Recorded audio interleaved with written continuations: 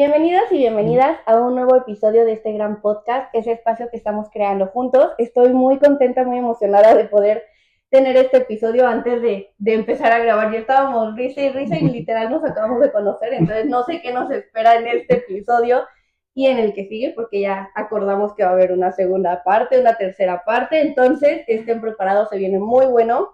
En este episodio vamos a abordar una historia en la cual la discapacidad estuvo presente desde siempre. O sea, casi, si me permites decirlo así, creo que no has visto tu vida sin la discapacidad. Entonces eso nos va a dar mucho la oportunidad de ver ciertas áreas, ciertos pensamientos, ciertas conductas y sobre todo ciertos retos que has enfrentado tanto tú como tu familia. Para comenzar, como que doy una breve introducción, presento al invitado únicamente diciendo su nombre y dejando que la persona se presente. Pero te está tocando que es el primer episodio en el que va a cambiar un poquito la dinámica. Ok. O sea, sí te voy a decir únicamente, nuestro invitado se llama Alejandro, mucho gusto. Ahorita en un momento te voy a dar chance ya de que hables tú, ya no hable yo, y que nos expliques, nos cuentes quién eres. Ok.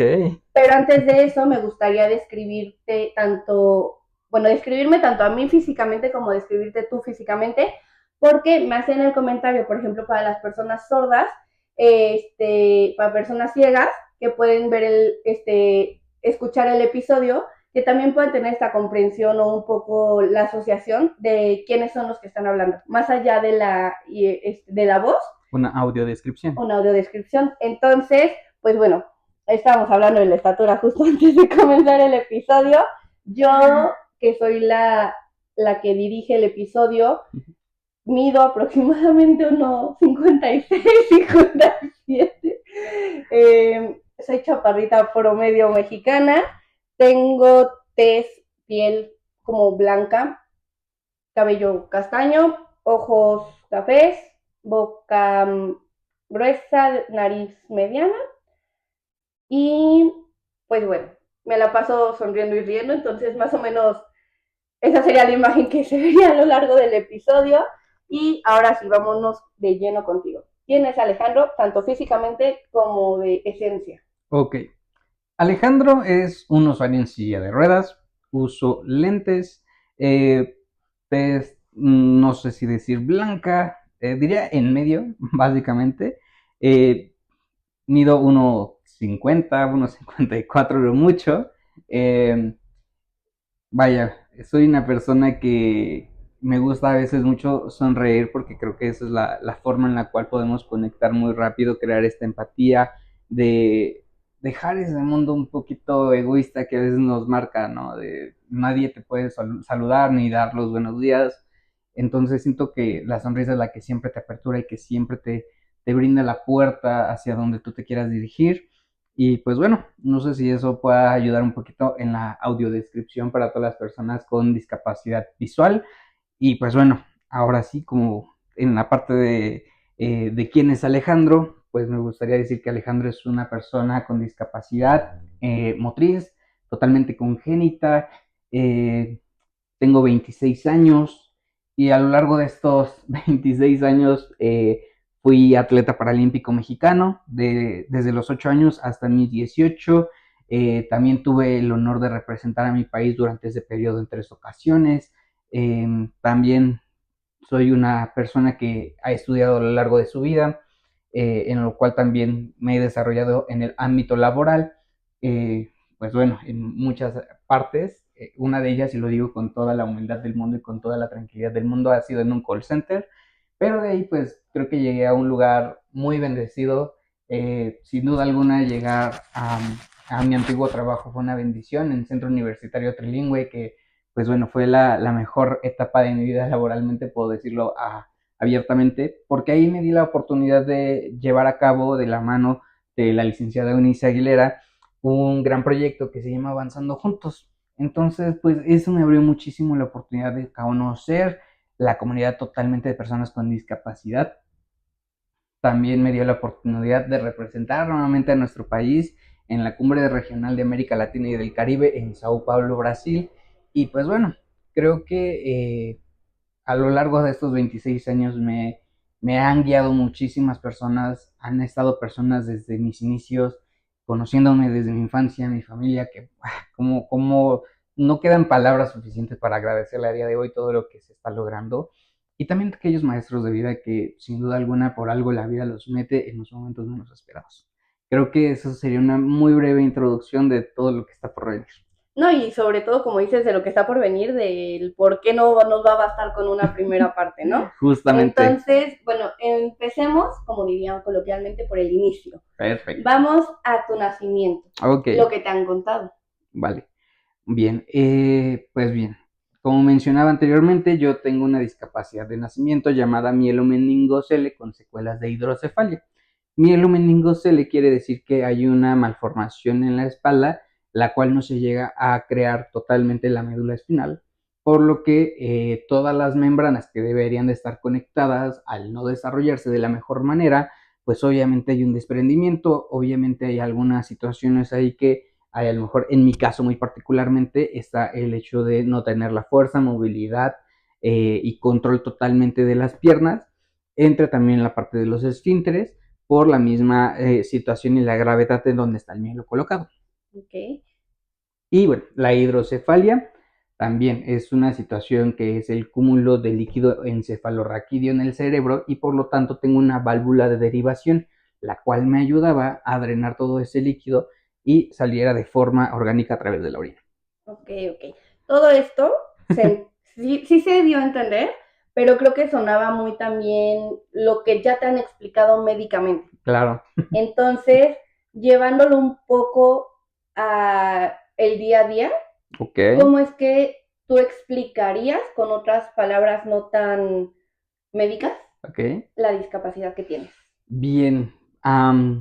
Hablándolo coloquialmente, podría decir que es básicamente esta pequeña afección en las piernas que tengo de nacimiento. No tengo la movilidad ni la fuerza, por eso es que soy usuario en silla de ruedas.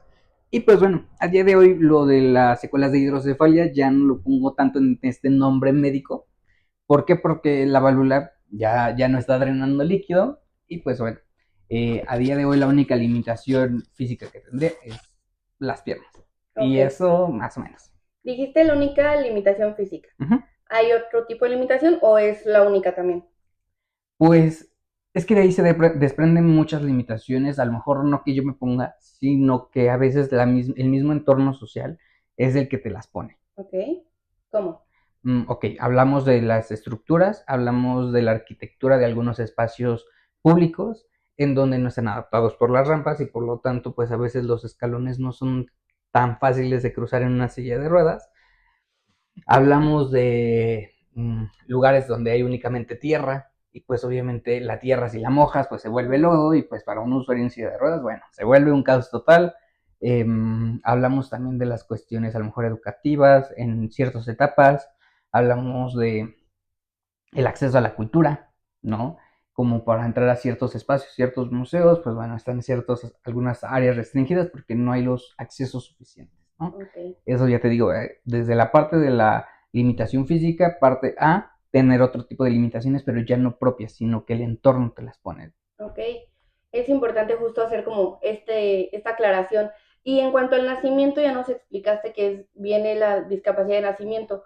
¿Cómo te cuenta tu mamá que fue la parte del embarazo, el parto, los primeros meses, el primer año de vida? Ok.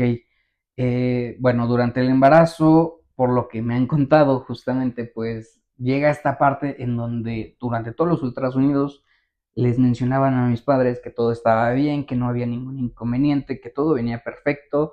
Al momento del nacimiento, pues se dan cuenta de el mielo, ¿no? Que ya platicábamos un poco antes de empezar esta entrevista. Hubo una pequeña fisura por la cual se tuvo que atender de emergencia. Entonces, lo que te puedo decir a ciencia cierta y por lo que me han contado es que los primeros meses de vida, si no es que hasta casi el año, fueron de estar en hospitales totalmente. ¿Por qué? Porque se tenían que atender infinidad de operaciones, porque se tenía que revisar que no haya ningún tipo de infección y bueno, era como estar en una burbuja totalmente hermética y que nada de infecciones porque si no, pues podría pasar algo peor. Entonces, pues básicamente por lo menos el primer año de mi vida te puedo decir que estuve en hospitales y bueno, en los próximos 15 años posteriores también hubo como varias intervenciones. Creo que a lo largo de mi vida hubieron más de 12 operaciones. Ok. Entonces, pues sí, eso es lo que te puedo decir como parte de ello, muy, muy encerrado en un hospital por este tipo de situaciones. Más aparte, el tener que las luxaciones de caderas, ambas caderas estaban luxadas, entonces, pues bueno, era estar totalmente en operaciones. ¿Para qué? Para que se estabilizara. ¿Qué es que estén luxadas, perdón? Ok, el hueso no se encuentra dentro del área que debería de estar. Ok. En tu cadera y en tu pierna tienen como esta parte, esta forma, por lo que al momento esto es lo que te da el balance para caminar. Pero ¿qué pasa en mi caso? En mi caso, y a día de hoy lo tengo, es que mi hueso que está sostenido en mi cadera puede hacer esto y se sale del hueco en donde él debería de estar. Ok. Entonces, a eso se le llama una luxación de cadera, que el hueso no se encuentre dentro del área que debería de estar y se encuentre en este vaivén, no hay una estabilidad. Entonces, por eso también al caminar me crea un inconveniente, porque al caminar largas distancias puede que salga. Ok. Entonces, eso era también que atenderse de inmediato. ¿Y ahorita ya no tienes esas luxaciones? No, sí, todavía las ¿Sí? tengo. Y, perdón que pregunte, o sea, ¿duele cuando Ah, pasa? no, ya a esas Ok. alturas ya no. O sea, ¿ya te acostumbraste a ese dolor? ¿O cómo? Se podría decir de alguna forma, y yo sé que está mal porque muchos doctores que nos pueden estar viendo me van a decir que esta luxación de cadera lo único que también está haciendo o provocando es que el hueso se esté tallando constantemente. Entonces va a llegar un punto en donde ya no va a haber nada que se interponga y ya básicamente el hueso va a estar flotando de alguna manera. Ujú. Y pues a día de hoy, así ya no duele porque ya han pasado muchos años desde la última intervención que se dio para la luxación de cadera. Ok. Oye, y también de esto que mencionabas de tu primer año de vida, que fue básicamente en hospital, ¿qué tanto tenías o no contacto, por ejemplo, con tu mamá, con tu papá? Por esta parte de las infecciones que también entiendo, pues en el primer año de vida de por sí te tienen que cuidar mucho en esta parte. Luego estando en hospital, pues todavía más. ¿Qué tanto tenías acceso a poder estar simplemente con ellos dos? O ya no hablemos también de abuelos, tíos, primos, etcétera. ¿Cómo fue esa parte? No, creo que fue una de las jornadas más caóticas para ellos porque, pues, para verme tendrían que cambiarse de ropa, tenían que tener un aseo demasiado pulcro, tenían que tener todo muy hermético, incluso para darme pecho aparte del primer mes de vida, pues era estar totalmente limpio para hacerlo. Entonces, imagínate qué tan caótico fue que, pues yo creo que no conocí a mi hermana, por lo menos después del primer mes, que ya fue como Ok, todo el caos totalmente hospitalario y ya que en el momento me dijeron, o bueno, le dijeron a mis padres de, ya se lo pueden llevar, pero todavía con ciertos cuidados. ok. Entonces, sí fue una situación, yo creo que hablo por ellos, un poco caótica y en donde tuvieron que aguantar desvelos, tuvieron que aguantar estar durmiendo en un hospital para cualquier novedad que se tuviera que atender, pues estuviera alguien al pendiente, ¿no? No, y los costos económicos también, o sea, costos emocionales, económicos. ¿Tu hermana cuántos años te lleva? Ok, nos llevamos 4 años. Ok, entonces ella tenía 4, digamos, ya tenía un poco de conciencia. Ujú. ¿Y ella qué te decían o ahora ella qué te cuenta de cómo vivió, más o menos de forma general? Porque también podemos tener un episodio con ella en la cual nos cuente también su experiencia, ¿no? O sea, porque sí, Sí, esa parte de la primera infancia es tan importante que quieras o no vivir de por sí, tener un hermano, luego un hermano que requiere cuidados, atención, etcétera. ¿Qué te dice ella? sí, yo creo que fue el caos total también para ella porque justo viene de ser la primera hija, la primera nieta, la primera sobrina Mm, y pues bueno, llega un hermano con un tipo de discapacidad en donde ahora todos están dándole la atención. Yo no puedo hablar por ella, pero pues claro. se puede entender como este cambio de, ok, ahora qué está pasando, ¿no? Lejos de a lo mejor de otra cuestión es qué está pasando y porque ahora a lo mejor yo no veo tanto a mis papás, qué pasó con mi hermano, se encuentra bien, entonces son cuestiones que a lo mejor el hermano mayor con esa pequeña noción ya de lo que está sucediendo, pues sí pasa esta pregunta de qué está pasando, porque todo el núcleo se está moviendo y yo no sé qué hacer, yo no sé en qué puedo ayudar, Ok. ¿no? Y sería muy interesante esta pregunta y esta pequeña entrevista, ¿por qué? Porque hablamos entonces de hermanos mayores que cargan con, no sé si decirlo y sean las palabras adecuadas, con la responsabilidad también de cuidar de un hermano menor que tienen algún tipo de discapacidad, ¿no? Y que también toman en algunos puntos y en algunas etapas el rol de padre, de tercer padre. O de cuidador, mejor dicho, ¿no? Porque Exactamente.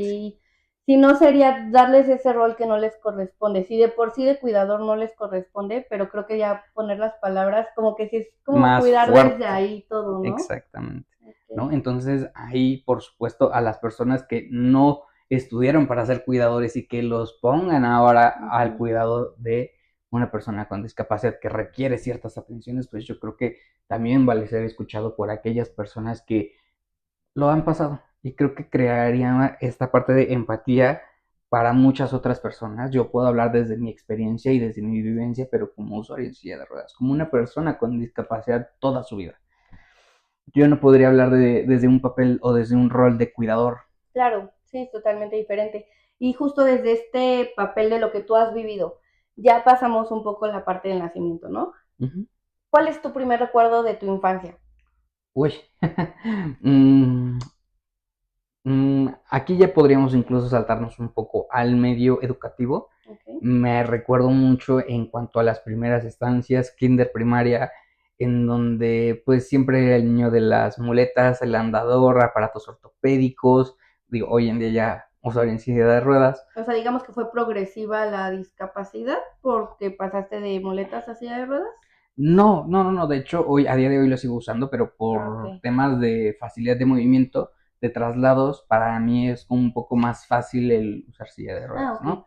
Entonces, pues bueno, pero yo desde ese entonces, desde chiquito, pues me acuerdo mucho de este Ángel, que pues era un niño chiquito con aparatos ortopédicos, con andador, con muletas. Entonces, Mm, algo que puedo decirte también es que tuvo mucho que ver la intervención familiar de cómo te trata tu familia para que tú te puedas aceptar como persona con discapacidad, ¿no? Entonces yo creo que fue mucho trabajo en conjunto para que durante esas etapas, porque son de las más difíciles, y lo puedo hablar desde mi duelo de aceptación, porque se sabe que hay un duelo de aceptación para cualquier persona que haya sufrido como eh, hecho de tener una discapacidad, ya sea congénita o adquirida. Yo creo que eso me ayudó mucho, ¿no? Este equilibrio con la familia y el aceptarme a mí mismo para estar en un entorno con personas totalmente convencionales. ¿Recuerdas ese momento en el que dijiste por qué yo tengo muletas o por qué yo silla de ruedas? Sí, claro. Me acuerdo perfectamente, yo tenía de 7 a 8 años Ok. y era como, ya estaba en primaria, ¿no? Me acuerdo mucho que para ese entonces, pues ya los niños eran como de vamos a jugar fútbol, básquetbol, y yo era como, ¿y yo qué? ¿No? Era como esa primera vez de, ¿y yo qué? No, no puedo, bueno, sí puedo, pero no puedo jugar a la velocidad que ustedes juegan, entonces eso lo vuelve complicado, y entonces hacerlo entender a un niño de 7 8 años por qué no puede jugar fútbol Ujú. o por qué no puede jugar básquetbol eh, con personas convencionales, a lo mejor con un andador o con muletas, pues es complicado. De eso, de esa parte, yo creo que fue la punta de lanza para conocer el deporte adaptado, que bueno, ya te lo platicaba un poquito más, ¿no? Sí, ahorita que vas diciendo eso de la velocidad, en mi mente te quería decir, pero puedes hasta correr más rápido, porque hubo un tiempo que fui psicóloga de un equipo de fútbol de personas con amputación Ujú. y no, me ganan en correr, o sea, son bien veloces y ágiles para moverse con todo y las muletas.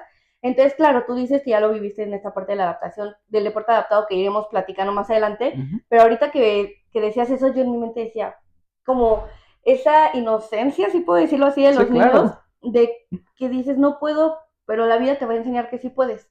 O sea, que justamente hay muchas barreras que existen, pero que puedes enfrentar.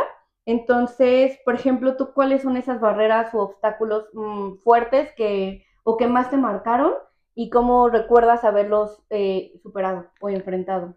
Ok, hablando desde esta parte de la infancia, puedo hablar mucho sobre cómo a veces era muy difícil para los niños de mi grupo aceptar que iba a ser un cambio de salón, que ya no nos iba a tocar en el tercer Oh, piso, sino claro. que ahora nos vamos a tener que bajar al primer piso.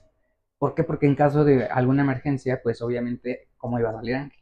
Que digo, hubo algunos lugares, no voy a decir nada, escuela primaria Mahatma Gandhi. Ay, se me salió, perdón.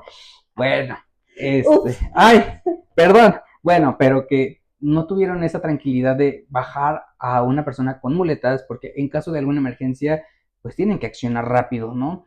Entonces, ni siquiera también voy a decir que tardaron 5 años, yo iba de salida para poner una rampa al principio de la entrada de la escuela, ¿no? Pero bueno, son cuestiones que se hablaban hace ay, casi más de 15 años. No, aparte, o sea, no sé en qué etapa ibas en esta escuela, Primaria. pero primaria.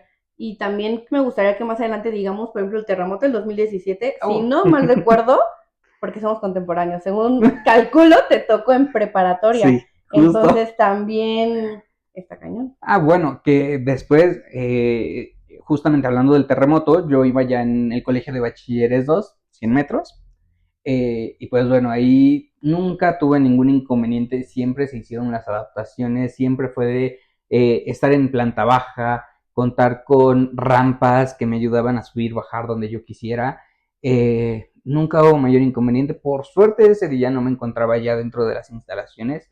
De hecho, me tocó estar en las vecindades que colapsaron desafortunadamente, que estaban pasando el colegio de bachilleres. Entonces, pero creo que si me hubiera tocado estar en el plantel, no hubiera corrido un mayor inconveniente porque las instalaciones, yo que me acuerde, siempre estuvieron adaptadas, siempre hubo personal que estuvo dispuesto, compañeros que estuvieron siempre a la mano, pero hablamos de una mentalidad muy diferente de un niño de 7 8 años a personas de 18 años, ¿no? Entonces, es ahí en donde puedo decirte y retomo un poco el punto anterior, ¿no? De que siempre estuve acompañado de personas en los momentos correctos, en los momentos exactos para brindar apoyo y de eso me siento muy agradecido.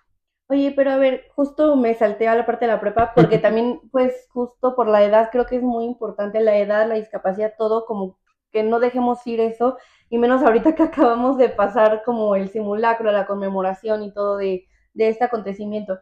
Pero entonces en primaria te enfrentabas a esta parte de que querían jugar y tú, pero yo no puedo. O, Más bien era al revés, yo creo ok, que ya era el niño que quería jugar y bueno, primaria, ¿no? ujú, A veces no tenemos esta censura de verbal, de no de saber cómo decir las palabras y pues bueno, te tocan comentarios fuertes, te tocan comentarios en donde te hacen llegar al duelo totalmente de aceptación en primaria. en primaria y pues bueno, vienen golpes fuertes para una persona que a lo mejor no está preparada psicológicamente para saberse que es así y que no tiene nada de malo ser una persona con discapacidad. Por ejemplo, si quisieras compartir alguno de estos comentarios que te llegaron a hacer. Uy,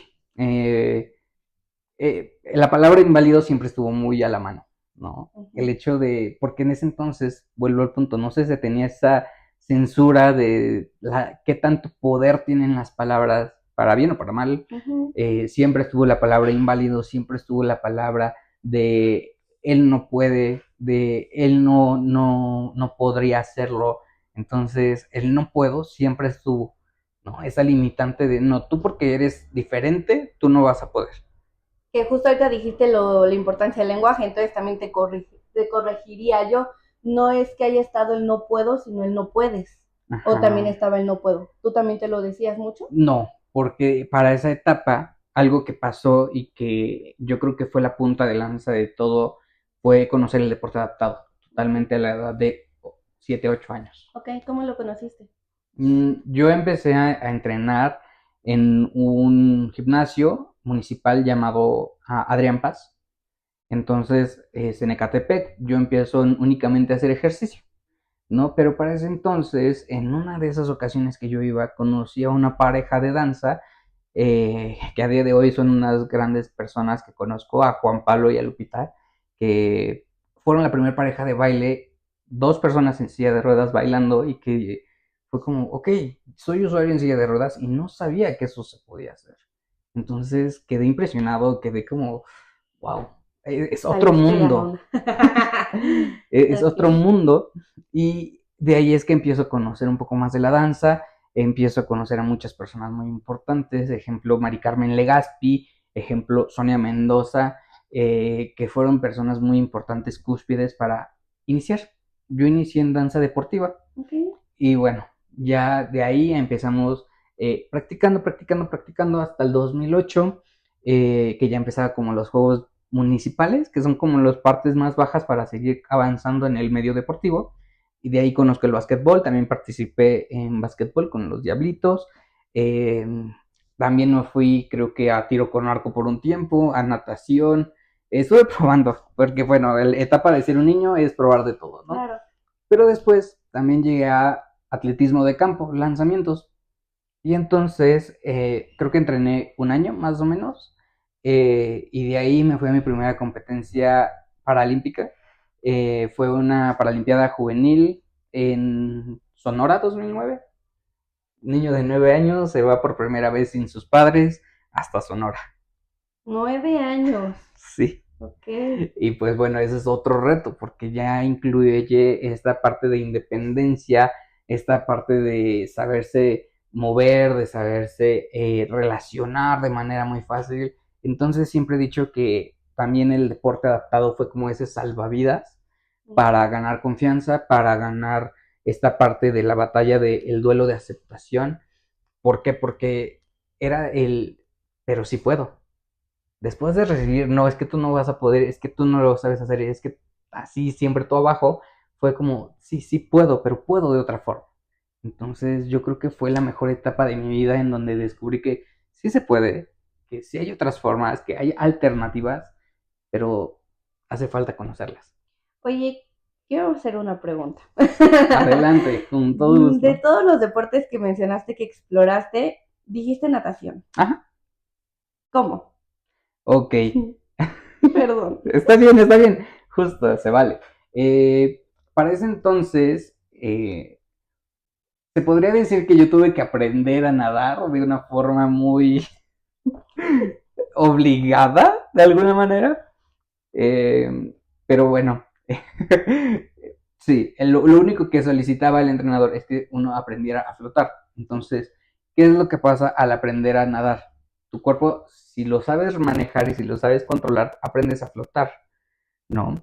¿Y cómo es que se nada sin utilizar las piernas? Yo te comentaba, yo no tengo la misma fuerza, sin embargo, sí te acabas de dar cuenta, ¿no? En los traslados sí las puedo utilizar, no por tantos periodos de tiempo, entonces eso me permite mantenerlos en una estabilidad, mantenerlos en posición recta, lo único entonces que se está manejando es la parte de los brazos, la que me permite desplazarme. Ok. O sea, digamos, no es esta parte de patalear, Exactamente. sino el impulso con las manos. Ujú. Ok. Que claro, entre las discapacidades hay diferentes tipos y por supuesto que hay atletas que sí tienen este dominio, sí tienen esta funcionalidad, ¿no? E incluso con una sola pierna, ¿no? O tal cual, solo una pierna sin extremidades. Ok. Tenemos casos de atletas que a día de hoy son los máximos representantes de nuestro país, que mis respetos para esas personas que a pesar de todas las limitaciones físicas que nosotros podríamos encontrar, para ellos es como un día cualquiera. Y actitudinales. Por supuesto. Como un día cualquiera, o sea, de que para ellos. Sí, para a lo mejor para nosotros representa como, wow, es algo muy impresionante y para ellos es como, es que lo aprendí a hacer, es que es algo que lo tengo ya dominado, ¿no? Y de ahí vienen muchas expresiones de muchas personas que a lo largo de mi vida he conocido que lo mencionan fuerte y claro, ¿no? Yo no soy motivo de inspiración porque lo único que yo he hecho es aprender a vivir conforme a mis limitaciones físicas y en algunas ocasiones también están las mentales, ¿no?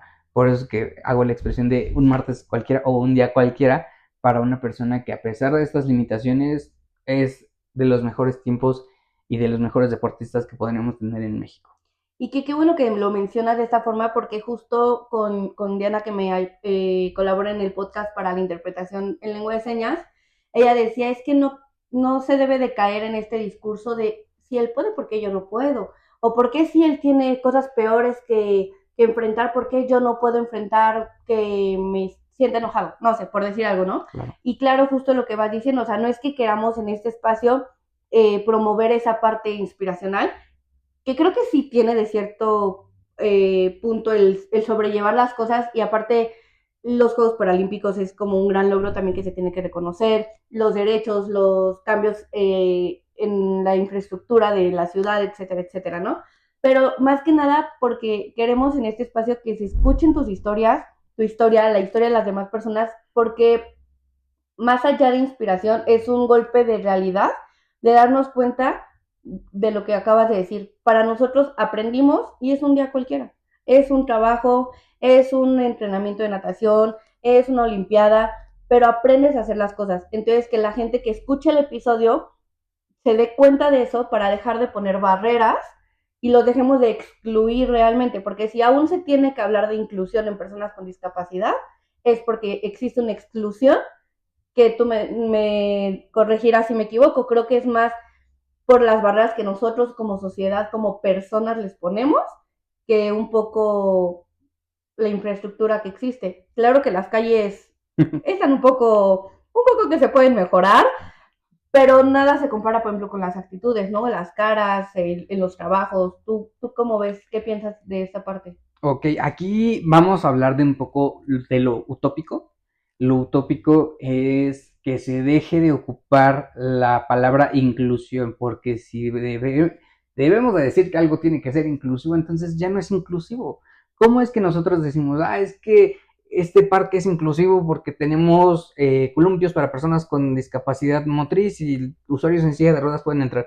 Entonces no estás haciendo inclusivo, estás haciendo este paréntesis, estas comillas para hacerte saber que te quieres poner la playera de que estoy siendo socialmente responsable con mis acciones. No, si quieres hacer un espacio inclusivo, lo haces y no lo mencionas. Y no mencionas como si fuera algo que todo el mundo te debería de agradecer y que deberían de aplaudir. No, Claro. es un entorno seguro para todos y todas, ¿no? Esa es la postura de Alejandro ante esta palabra de inclusión, Claro, inclusión laboral, educativa, inclusión social, inclusión, no, no. sí. Entonces, sí hablamos de entornos específicos para personas con discapacidad, ejemplos, algunos centros de rehabilitación infantil, algunas partes como son los clubes deportivos que son especializados para personas con discapacidad, pero de ahí en fuera hablar de espacios públicos que requieran tener la palabra inclusión para hacerse saber que lo son,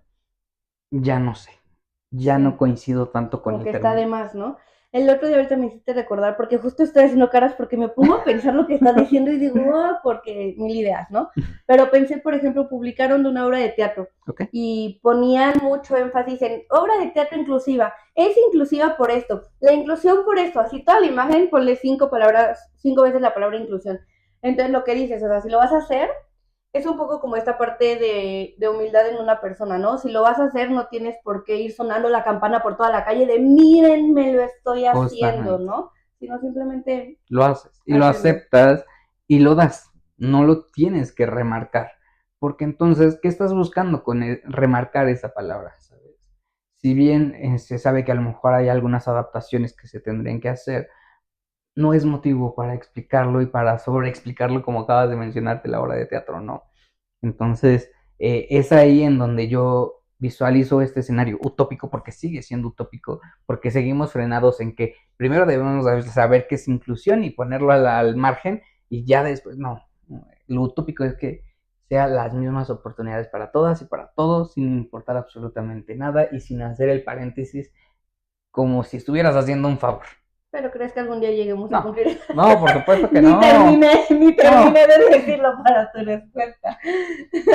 perdón. No, no, no, es que también se vale, o sea, pero creo que es parte de la vida. Sí, O sea, necesitamos ese no llegar a una utopía para seguir manteniéndonos con inspiración, con algo que hacer, porque si no, ¿qué chiste tendría que todo estuviera resuelto? Ay, sí, exacto. bueno, yo lo digo, pero corrígeme o dime tú qué piensas también. Ahí es en donde a muchas de las personas, yo no me considero a día de hoy un activista tal cual de las personas con discapacidad, pero sí me considero una persona que pone su granito de arena. Te compartía un poco que hace un tiempo tuve la oportunidad de estar en el Congreso de la Ciudad de México y posteriormente trabajar de la mano con algunas personas para promover y realizar ciertos exhortos para que los espacios públicos a día de hoy, de hecho me salió en la mañana que se iba a presentar un exhorto para pues hacer las adaptaciones necesarias en espacios públicos, escuelas, parques, bibliotecas, museos, que son los accesos a la cultura que te decía. A día de hoy es muy complicado incluso acceder a la propia cultura teniendo una discapacidad. Sí, ahorita me cayó el 20 de la librería, por ejemplo, pues o biblioteca, justo los estantes altísimos. Si una persona sin silla de ruedas luego le ponen escaleras, Exacto. claro, sí, Hablamos, no nos vamos tan lejos, la biblioteca Vasconcelos, la biblioteca que en día de hoy es la más representativa en Ciudad de México y todo el mundo, wow, la biblioteca Vasconcelos, la más grande, que no sé qué, pero no está adaptada. Digo, tiene elevadores, está bien, pero no tiene guía táctil. No conozco a día de hoy algún libro que esté en la misma biblioteca que se pueda ocupar para una persona que tenga alguna discapacidad visual. No encuentro algún espacio que tenga audiodescripción que les pueda ayudar a personas con algún tipo de discapacidad visual. Entonces es complicado acceder a la Lengua de cultura. señas, personas con autismo. Exactamente. No hablemos tampoco de los protocolos de emergencia en caso de alguna situación que atender, porque en México no lo hay. En Argentina lo hay, pero que a día de hoy lleguen los protocolos de emergencia en caso de alguna situación de imprevisto, llámense incendio, sismo, inundación, en México no lo hay. Y bueno, Protección Civil, pues ni sus luces, ¿verdad?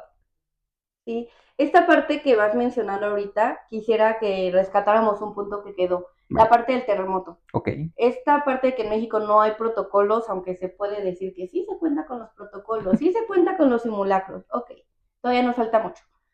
¿Cómo fue tu experiencia en esta parte del terremoto del 2017? Dices que no estabas en la escuela, pero sí en unos, ¿dijiste multifamiliares o vecindad? Ajá, en unos edificios, tal Que cual se condominios. cayeron. O sea, ¿quieres contarnos un poquito? Ok, si no mal recuerdo, era la 1 de la tarde aproximadamente. Una y algo, 1:15, 1:10, por ahí. Bueno, entre la 1 y las 2 de ese día, pues bueno, sucedió.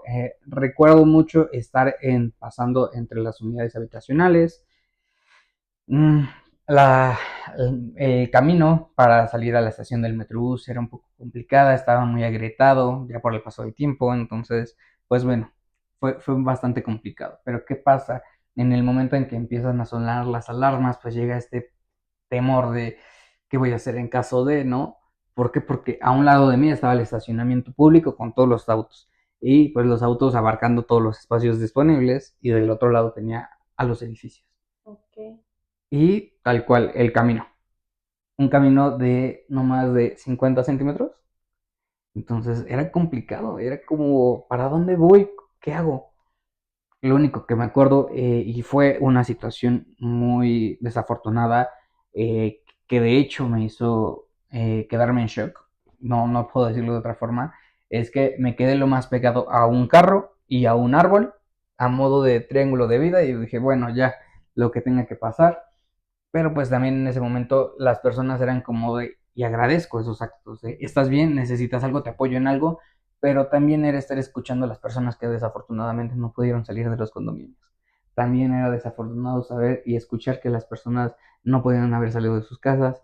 Y entonces fue una situación que marcó demasiado porque en cuestión de menos de una hora la ciudad se volvió un caos, totalmente. Para entrar al Metrobús, bueno, fue bastante complicado porque pues la gente quería llegar a sus casas, la gente quería reunirse con su familia y entonces todo ese caos y agregarle a una persona usuaria en silla de ruedas que también quiera entrar, híjole, es complicada, es muy difícil reaccionar en los momentos adecuados. ¿Qué protocolo hay en Argentina, mencionaste? Que es necesario que crees que se apliquen en México para situaciones al menos que vivimos frecuentemente, como lo es un temblor. Ok, aquí hablamos, por supuesto, de, vamos a especializarlo a lo mejor en un espacio como es una escuela, ¿no?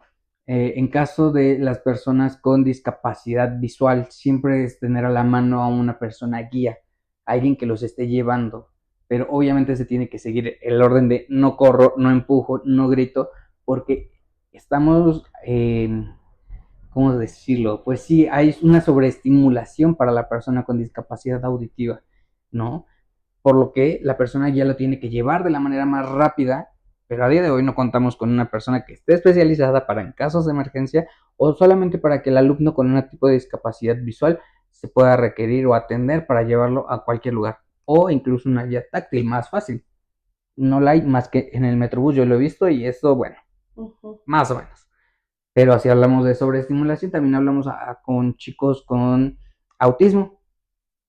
¿Qué hacemos cuando tenemos un sistema de alarma bastante caótico? Creo que cualquier persona que a día de hoy lo escuche, lejos de reaccionar rápido, te quedas unos microsegundos en shock y más con la alerta ahora en el teléfono. No, y hasta ha habido personas que se han infartado de solo escuchar la alerta. Y entonces, ¿qué podemos esperar con un chico con autismo? Esa sobreestimulación a tanto ruido y a tanta contacto incluso físico, perdón, pero puede causar una situación de mucho estrés, una situación que atender y que para variar lo deja bastante desgastado tanto física como emocionalmente. Entonces, es un protocolo más que atender. ¿Por qué? Porque no contamos también con tapones especiales para los alumnos que tengan algún tipo de autismo, que les ayude a aislarse de toda esa sobreestimulación, ¿no? Entonces, hablamos a lo mejor también de un usuario en silla de ruedas, entonces donde vemos los elevadores, donde vemos rampas, porque para empezar las rampas tienen que tener cierto grado de inclinación para que sean autónomas para las personas, ¿no? Tienen que tener ciertos grados, por ejemplo, yo tengo el conocimiento de que son 8 grados, pero bueno, tal parece que en México Deporte extremo. 45 grados para arriba es como lo básico para que una rampa sea funcional, ¿no? Entonces, a eso me refiero, con hacer esos cambios y esos protocolos que en Argentina ya se están aplicando y en México creo que tardaremos mucho. Que a ver, por ejemplo, los que pueden escuchar el episodio dice, ay, sí, unos audífonos, y pueden decir, ay, pues es algo X, pero no saben la gran, no quiero decir diferencia, pero sí como el gran impacto, el gran apoyo que pueden ser, porque, como dices, o sea, un estímulo auditivo, la crisis, el nervio, todo, o sea, por ejemplo, también de ponérteles, si tienes niños, por ejemplo, ponérteles a cantar para que se distraigan, o sea, distraer la atención del caos. Exacto. Es como bien complejo, ¿no? Y como dices, todos esos protocolos que, por ejemplo, para si les toca dentro de una competencia, tú que estás dentro del deporte adaptado, en la alberca, porque yo recuerdo en alguna vez haber tenido simulacros de temblor en alberca. Okay. Entonces, en alberca, esto de atletismo, ¿cómo te tocó? ¿Qué has visto? ¿Qué implementarías tú? Ok, dentro de mi carrera deportiva, que fue del 2008 al 2018, afortunadamente nunca me tocó una situación que atender de inmediato, nunca me tocó un temblor, pero sí tengo la certeza de tener el conocimiento que siempre teníamos a todo un equipo multidisciplinario que estaba a la disposición totalmente del atleta en cuestión de alguna emergencia atenderse, ¿no? Nos tocaba mucho esta cuestión de incluso de atender alergias de inmediato, de atender, no sé, hablamos de cuestiones muy diferentes, yo lo sé, ¿no? Pero justamente hablamos de estos protocolos que se deberían de asimilar porque es importante. Lo acabas de decir bien, yo creo que para muchas personas es como algo sin sentido el hablar de audífonos aislantes de ruido, pero me gustaría mucho que hicieran tan solo una prueba. Un día pónganse, si no tienen una situación rápido que atender, pónganse una bufanda en los ojos y traten de siquiera dar 5 pasos. Y van a ver la diferencia que es realmente tener esa falta de sentidos y qué tanto impacto tendrían si no lo tuvieran por unos segundos. Es muy complicado hablando a lo mejor desde la discapacidad visual, ¿no? Quieren ponerse más complicado, unas vendas que puedan inmovilizar las piernas y traten de moverse. Traten de trasladarse de un banco a otro y vean qué tan complicado es, ¿no? Pero son cosas que nadie lo hace. Son cosas que nadie se ha atrevido a alzar la mano y decir, ok, yo lo hago. Y hasta que me salga bien y hasta que yo me sienta adaptado. No, pero... y que, por ejemplo, déjame contarte que una vez con unos alumnos en prepa lo hice y fue un chiste. O sea, de que lo tomaron como un chiste de, no puede, no se escucha. Pero si ves el trasfondo, lo que dices, por claro. Voluntad, ¿quién va y dice, a ver, voy a ponerme en los zapatos? Tratar de un poco comprender lo que se vive, ¿no? Ah, sí, claro, cuando... Los políticos que se suben a las sillas para claro. Que vean cómo es. Sí, por supuesto. Siempre está este chiste de mal gusto de quererse poner un momento en la silla de ruedas. Yo lo digo por tener compañeros y que me dicen, ay, préstame tu silla un momento. Claro, mi silla no es la misma que una silla ortopédica, una silla de hospital pesa mucho. Mi silla afortunadamente es de un material muy ligero que permite trasladarme de una forma muy rápida. Y es como, claro, adelante, se caen. Y es como, claro, ¿qué esperabas? Es una silla para uso diario para una persona con discapacidad motriz que toda su vida ha estado en una silla de ruedas. Obviamente tengo que tener la libertad de movimiento rápida, en donde no cuento con una quinta llanta que me sostenga en caso de alguna caída. Entonces, y aparte no cuenta, por ejemplo, para las que agarraderas. Otra persona la lleve, es solo tú. Exacto. No hay agarraderas, por lo que pues todo el trabajo lo haces tú. Todo el trabajo de estar desplazándote de un lugar a otro, lo haces tú. Entonces, por eso es cuando es un chiste de mal gusto y es como, ok, te presto la silla, vamos a ver cuánto puedes hacer, ¿no? ¿No te gusta cuando lo dicen? Depende de los contextos. Okay. Si se refiere con respeto y me gustaría saber cómo es tu realidad y cómo es que tú tiendes a trasladarte, claro, con gusto, y hasta yo te digo cómo hacerlo. Pero si es a chiste y lo quieres tomar a chiste, bueno, entonces permíteme que también yo sea parte del chiste, ¿no? ¿Por qué? Porque no hay un respeto, porque a día de hoy hay personas que tienen la misma edad que yo y lo siguen tomando a chiste. Entonces, ¿dónde está esta conciencia social de entender que la discapacidad no es un juego, es una parte muy importante socialmente? Y que somos millones de personas con discapacidad en México que estamos queriendo alzar la voz, que estamos aquí no por otra cosa más que querer un mismo lugar socialmente, pero aún no lo hemos obtenido, aún seguimos siendo los de abajo, pero eso no cambia hasta que haya acciones pertinentes a través de toda la sociedad, no nada más de un grupo. ¿Qué acciones crees que tú has llevado a cabo? Ok, ok. Aquí te puedo hablar un poquito de la parte social, la parte de la danza me abrió muchísimas puertas para llevarlo poco o mucho que sabía de la danza a más personas, tanto con discapacidad, tanto sin discapacidad, y el ver a esas personas que se emocionan porque justamente no sabían que podían hacer eso con su silla de ruedas, es un acto en donde yo puedo regresar un poco de lo que a mí se me dio en su momento, ¿no? Jugar básquetbol también, pero bien, queremos hablar de a lo mejor de acciones un poquito más grandes, a gran escala, podríamos decir que el ser coordinador para Centro Universitario Trilingüe pues fue uno de los honores más grandes que pude tener porque ahí me di cuenta de verdad toda la comunidad de personas que están dispuestas a querer seguir estudiando y que solamente les hacía falta una pequeña oportunidad para seguir sus estudios. ¿Cómo que es ese centro, perdón? Ok, Centro Universitario Trilingüe, les vamos a dar una pequeña promoción, con gusto. Pues es una escuela básicamente en donde tienen desde bachillerato hasta posgrados y maestrías. Entonces, Centro Universitario Trilingüe tenía un proyecto que se llama Avanzando Juntos, en el cual por un tiempo yo fui el coordinador de dicho proyecto, que eran otorgar becas a personas con discapacidad para que ellos pudieran culminar sus estudios en licenciatura. Okay. Y es en la licenciatura de Derecho a 2 años 4 meses, modalidad en línea.